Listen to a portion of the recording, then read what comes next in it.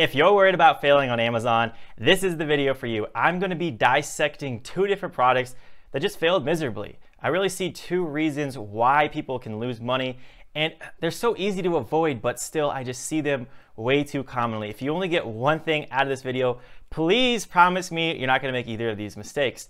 The guy whose products these are, they're actually for sale. He's trying to unload them for 50 cents a unit, so if you are for some reason interested, I myself am not, his link will be second in the description. The first big mistake is just having bad products. Products where you don't innovate, or you pick a bad market, or a market that's too saturated.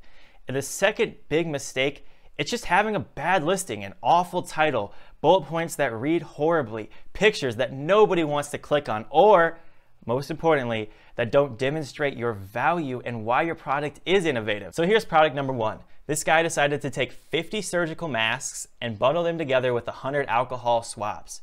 Now, I see this kind of play a lot. It's a bundle play. People take 2, 3, sometimes 5 products, put them all together, and it adds a lot of value because they add products that are super complementary, that they just are right for each other.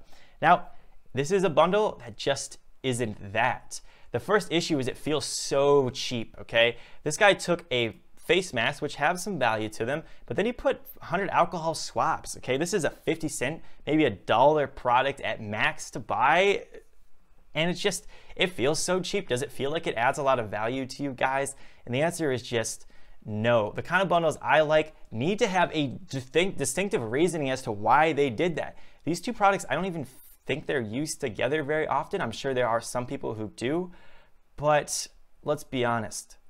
Do you really care that much about getting an extra 100 alcohol pads that's worth like $1 with your product? Does that compel you to buy? Does that get you excited?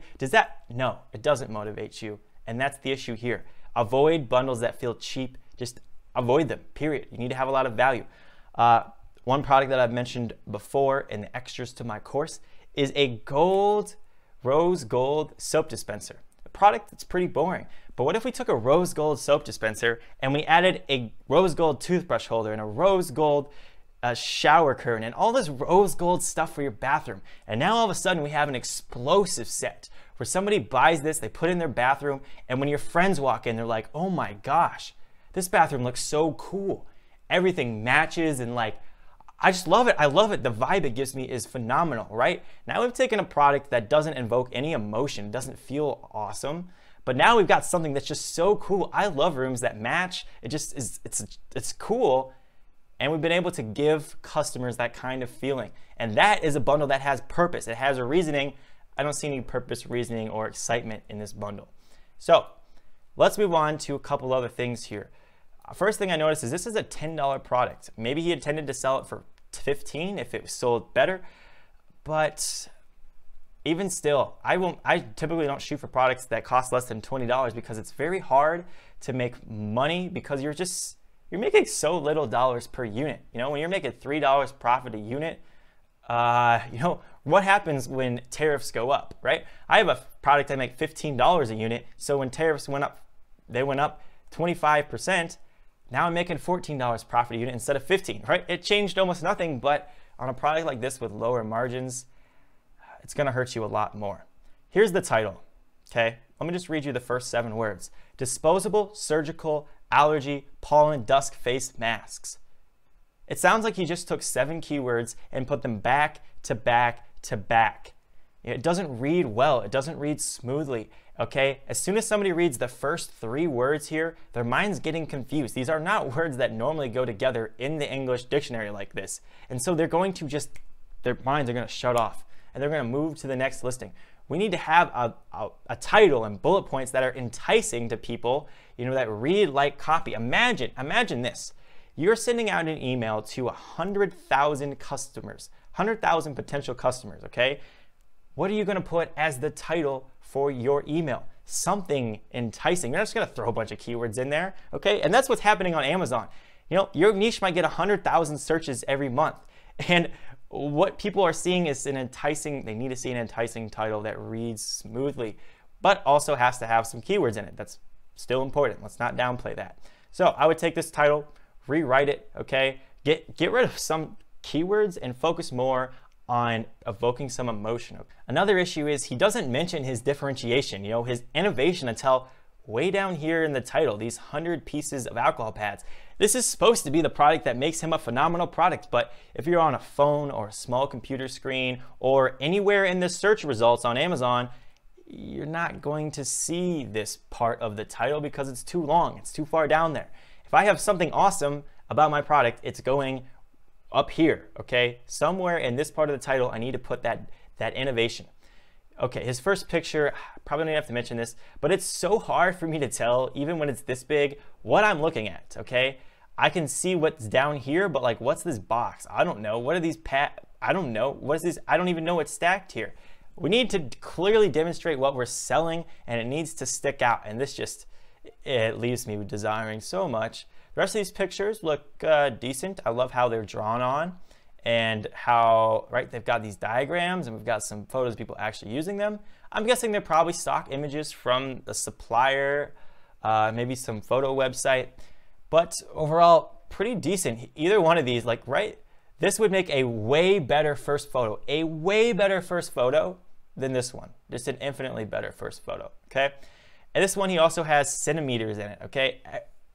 Get some Photoshop, hire somebody for $5 and make this into inches. It should be inches in the first place, but I'm assuming he got this photo from somewhere and he just wants to edit it and change it so it's in inches because we're in the US. You know, not to bash on this guy, but I don't think he's an native English speaker because of the way he writes his bullet points. It says, your clever choice. Indeed, with such a combo pack, it will let you have multi-usage in one box. In English, this is a very, very broken sentence. So if you are not a native English speaker, that doesn't mean you can't write the listing, but it definitely means you need to have a native English speaker who knows how to write well, proofread what you wrote, because, well, it just doesn't sound good. He does have a few good things that he's talked about here, you know, like the 99% elimination of viruses, but it's just very short and it's lacking detail and emotion. So overall, all right, you guys see the issues here. Let's go take a look at the second product. Face masks as a market is probably not something I'd want to get into. It's a product, I'm always looking to innovate products, but a product like face masks, where there has to be tons of sellers of this product. It's a very basic product. There's just not a lot of ways I usually find to innovate products, you know, right? If I'm trying to sell something like paper, you know, I see people trying to sell weird stuff like this all the time. How are you going to innovate paper? How are you going to do that? And the answer is, it's near impossible when you have such a basic product. That's why I kind of stay away from those kind of products. Something that has a little bit of difficulty, a little bit of innovation to it, like something to it where I can innovate more, but not as basic as paper. So here's product number 2. And what we see here off the bat is more images. They just don't look good. Okay, I can't tell what this product is. I'm like, I have to zoom in and I still don't know even what I'm looking at here. It looks like he has maybe balloon string, and I don't even know what this is or what we're looking at here. Price still pretty low, $10. Maybe he tended to sell it for more like 15, but I don't feel like there's enough value here to even sell it for 15, period. You know, I just know, I've seen enough products in this market to know there's just no way he's selling 30 balloons for $15. Probably not going to happen. Then let's take a look at his title. Pink Bride to be Sash with chrome pen. Confetti 12-inch balloons, pack 30. Again, doesn't read very well. And what I'd like to do is rewrite this just a little bit, okay? 30 pink balloons with decorative chrome pin. Surprise your bride with this party celebration kit, right? Rough thing that I came up with right on the spot, but you see the difference. Okay, it sounds well and evokes a little bit of emotion. Put the word beautiful in there, put the word exciting in there, put something to describe it and get people's minds going, okay? When you get the mind going, you get them thinking, you get them to read more, you get them to look more and be more likely to click. Again, each one of these photos, right, this is the best photo right, this would be the best first photo, even though it's a little bit against terms of service, still would do a much better job communicating the value here. Now, down to the bullet points, it's pretty much the same thing as before, a lot of that. And really, we see the results. It looks like in 135 days, each time this thing ticks down, this green line right here, it ticks down, that's a sale. So in the last 1, 2, 3, 4 months, looks like he's gotten 4 sales. And right, the biggest culprit is likely the picture. Oh, that's such the issue. You can't make any money on Amazon if people don't click on your listing, okay, period. Everything is going to be a negative experience if people don't want to click on your listing, or people click on your listing a lot less often than your competition.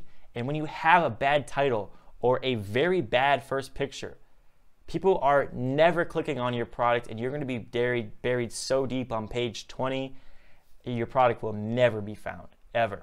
Let's go take a look at these 2 reviews too before we go and dissect them. So this person bought 2 packs with 6 inches of each. They only, of the 12, only 4 balloons were good. Wow. That's kind of an issue considering that it looks like this guy got 4 sales. He honestly probably got more because this one dive, right? This point right here where his sales died, you know, he could have gotten a lot more sales here in this one dip.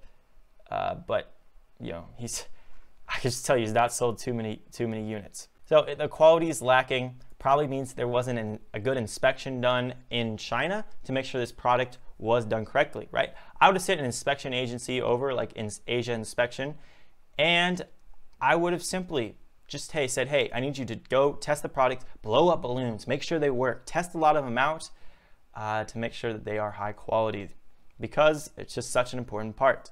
And as the fact that he has 3.6 stars out of 5, he's doomed. He's doomed. Because I'm sure his competitors probably have much higher. You know, this guy's got 4 stars, 4 stars, 5-star product. At 3.5 stars, you're not going to compete well with any of those.